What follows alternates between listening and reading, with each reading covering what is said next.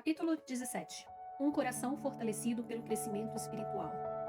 Tenho certeza de que, como eu, você pode dizer que o livro de Provérbios é um deleite. Eu amo a sabedoria renovadora de Deus e amo a mulher retratada no final desse livro, capítulo 31. Sempre que leio esses versículos, essa mulher excelente me faz lembrar de um relógio. Do lado de fora, vemos suas mãos se movendo. Testemunhamos toda a sua atividade nesses 22 versículos, sua ocupação a cumprir as tarefas que Deus lhe dá como esposa, mãe e dona de casa. Mas há algo do lado de dentro, algo no profundo do seu coração, que a faz funcionar, movendo-a para frente, energizando seus esforços e motivando sua atividade. Você e eu precisamos desse mesmo algo interno, dado por Deus, para dar poder às nossas ações como mulheres segundo o seu coração. Conforme seguimos buscando cumprir as tarefas de Deus para nós como mulheres, quer sejamos casadas ou não, quer sejamos mães ou não, tem de haver um motivador dentro do nosso coração, ou não nos tornaremos mulheres segundo o coração de Deus. Se não há nada dentro de nós, sem o Espírito de Deus em nós, não conseguiremos nos manter em ação. Não encontraremos força para levar adiante a palavra de Deus e a sua vontade com fidelidade. Não seremos capazes de terminar o caminho que começamos. Bem, tenho aprendido o que nos mantém renovadas, entusiasmadas e incentivadas em nossa busca de santidade. É o crescimento espiritual. Nosso crescimento espiritual em Jesus Cristo. Crescer para ser cada vez mais como Ele é. Fortalece o coração, nos satisfaz e nos dá poder para obedecer a seus mandamentos. Você e eu temos duas opções para vivermos nossa vida: com Jesus Cristo ou sem Ele. É uma situação clara, definida como é o preto e o branco, ou um ou outro. A Bíblia diz: e o testemunho é este, que Deus nos deu a vida eterna, e esta vida está no seu Filho. Aquele que tem o Filho tem a vida. Aquele que não tem o Filho de Deus não tem a vida. Como nos dizem as Escrituras, não há vida sem Jesus Cristo. Esta é a condição assustadora que eu vivi durante 28 anos. Cresci em uma casa maravilhosa, com pais amorosos que foram fiéis em me levar à igreja e me apresentar a verdade de Deus ali e diariamente em casa. Mas havia várias lacunas, vários conceitos fundamentais que estavam faltando em minha compreensão espiritual. Uma delas era a falta de conhecimento preciso a respeito de quem é Jesus Cristo. Eu o amava e acreditava que era o Filho de Deus, mas nunca compreendera que, sendo ele o Filho de Deus, era o próprio Deus. Apenas lendo, eventualmente, um livro repleto de claros ensinamentos das Escrituras foi que eu comecei a entender que Jesus era Deus em carne, que viveu na terra e morreu em uma cruz para salvar os pecadores como eu e nos dar a vida eterna. A segunda lacuna era a falta de compreensão bíblica acerca do pecado. Ainda me espanto quando penso em todos esses anos em que verdadeiramente amei a Deus, amei a Jesus, amei a Bíblia, acreditei no Espírito Santo e nos milagres da Bíblia e até mesmo orei. Era uma boa pessoa, não roubava nem matava, e pensava que era só isso que importava. Não tinha nenhum esclarecimento sobre o pecado pessoal. E como eu não pecava, vem a lógica, não precisava de um Salvador. Já lhe falei um pouco sobre minha vida anterior, que Jimmy e eu começamos o nosso casamento sem Deus, que eu me aventurei por um caminho que me conduziu para longe de meu marido e de minhas filhas.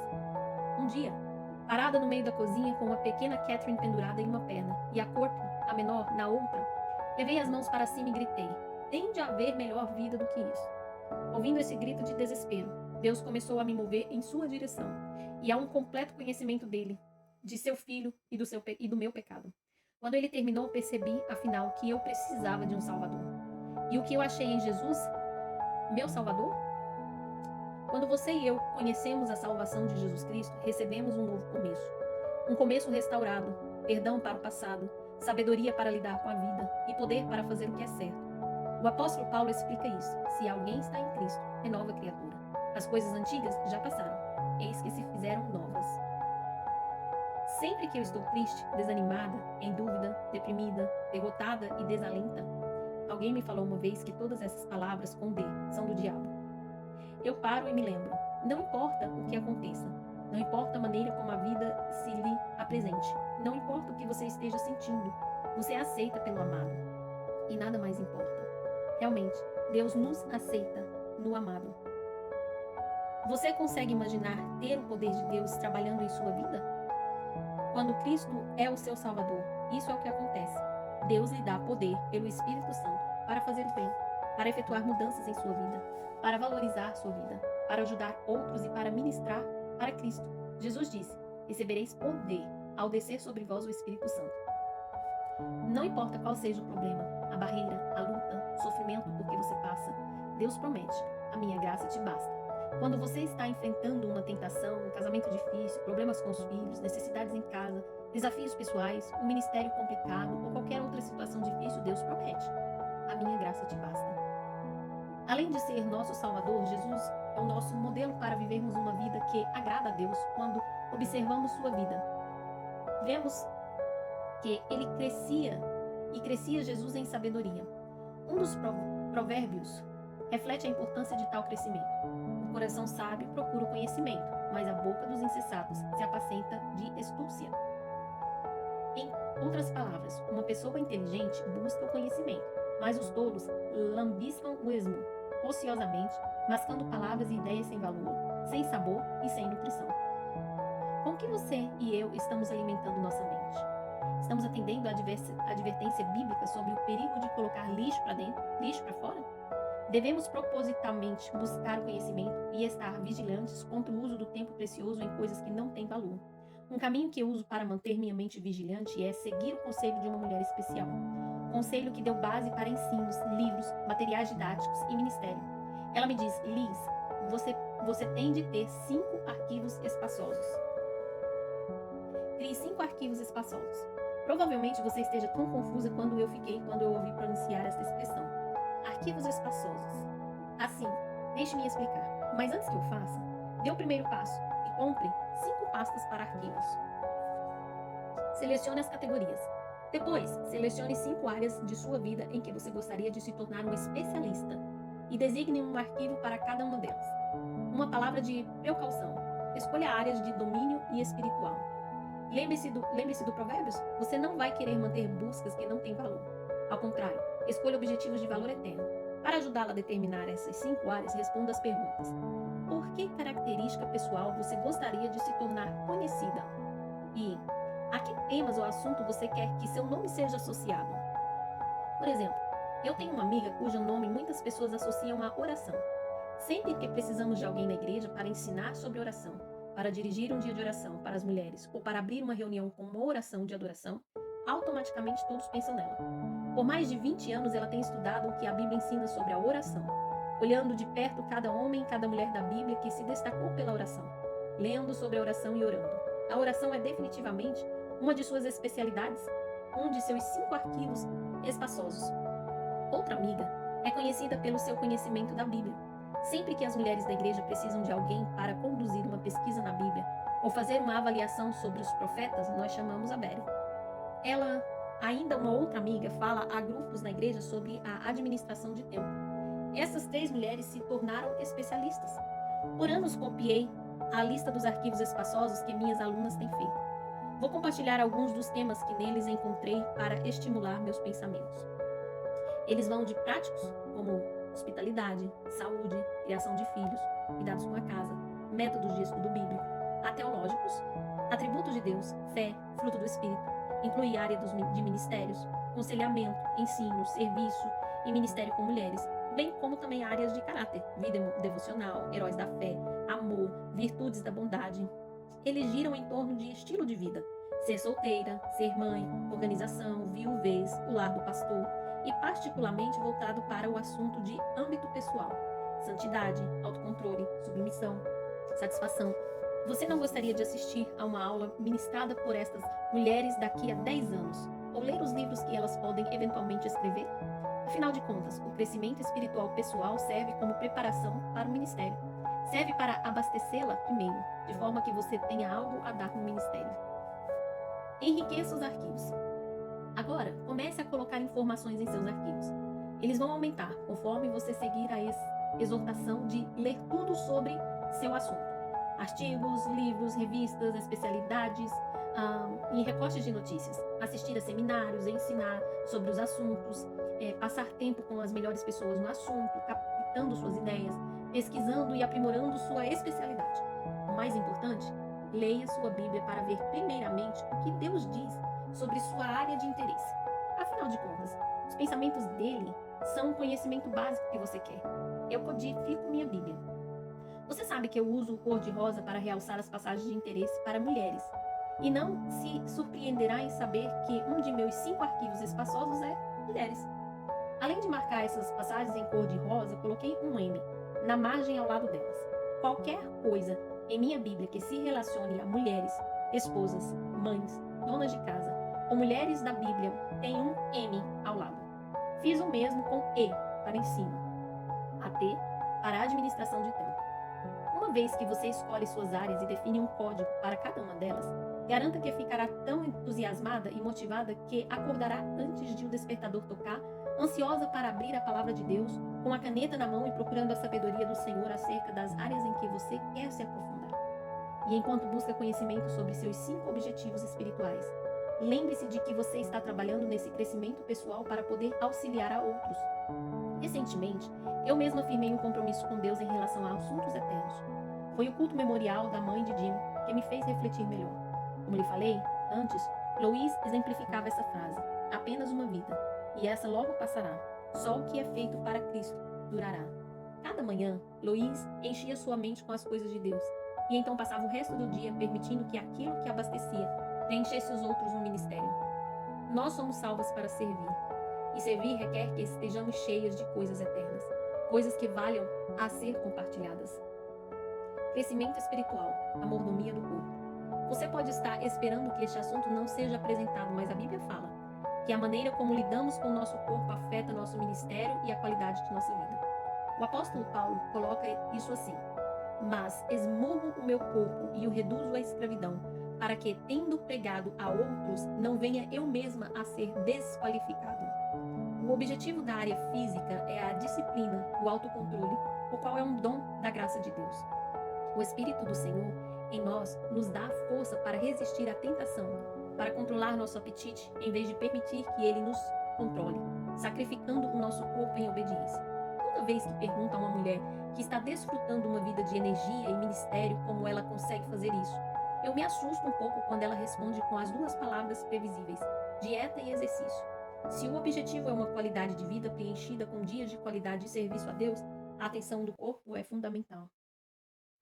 Crescimento espiritual, tornando-se igual a Jesus.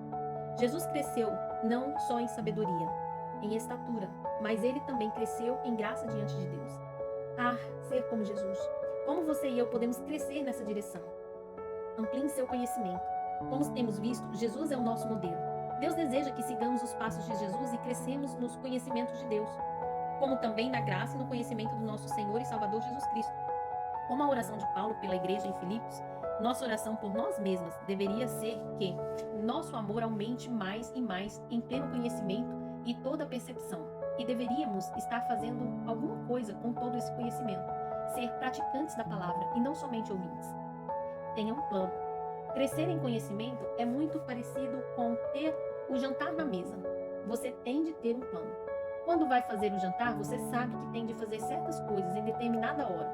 Se sua família vai se sentar à mesa às 18 horas. Igualmente, quando você está ampliando o seu conhecimento de Deus, você tem de fazer uma coisa em um determinado lugar, com determinados itens, em determinada hora.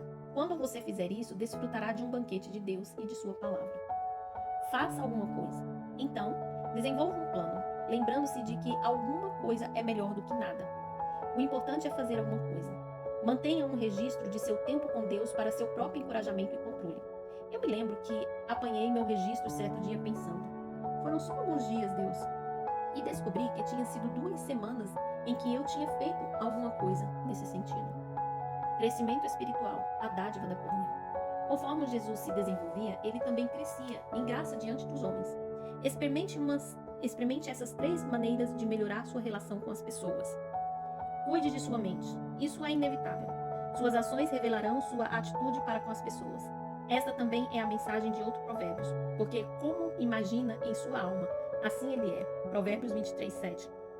Pensamentos críticos, negativos, prejudiciais e ciumentos não só vão contra a palavra de Deus, mas também produzem ações críticas e negativas, prejudiciais e ciumentas. Assim, treine-se para pensar em coisas amorosas, positivas e doces quando pensar nas pessoas. Cuide de sua boca. Nossas relações com as pessoas melhoram quando seguimos os passos da mulher de Provérbios 31, que Fala com sabedoria e a instrução da bondade está na sua língua. Provérbios 31:26. Se os seus pensamentos não fossem sábios ou bons, a sua boca estaria fechada. Cuide de suas atitudes. A forma número 1 para agradar a Deus e ser aprovada é servindo em tudo. A tarefa recebida de Deus para servir é dar honra e preferência a outros. Considerar os outros mais importantes que você lhe dará a mente e o sentimento de Cristo. Você e eu devemos voltar nossa visão para longe do nosso próprio ego. Devemos dirigi-la para os outros. Para fazer isso, por mais fácil que pareça, temos de treinar a nós mesmas para, por exemplo, deixar de falar de nós mesmas e de nossos filhos e perguntar sobre a outra pessoa. Pode ser que tenhamos também de aprender algumas boas maneiras, porque o amor tem boas maneiras. Eu aprecio o que Annie Oldland diz. Primeiro ela escreve: há 2 tipos de personalidade neste mundo, e você tem um desses 2 tipos. As pessoas podem dizer qual é. Assim que você entra em sua sala, sua atitude diz uma ou outra coisa. Aqui estou eu, ou aí está você.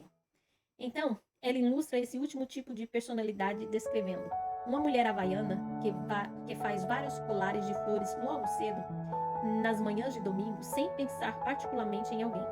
Então vai à igreja orando: Senhor, quem precisa de meus colares hoje? Um visitante? Alguém desencorajado? Conduza-me às pessoas certas. Você é uma pessoa do tipo: aí está você, procurando ao redor como pode encorajar alguém com o amor de Deus? Ele pode fazer isso acontecer conforme você deixar que ele cultive em sua vida uma mulher segundo o seu coração. Respostas do coração. Que alegria! Como mulheres cristãs, você e eu somos abastecidas com toda sorte de bênção espiritual.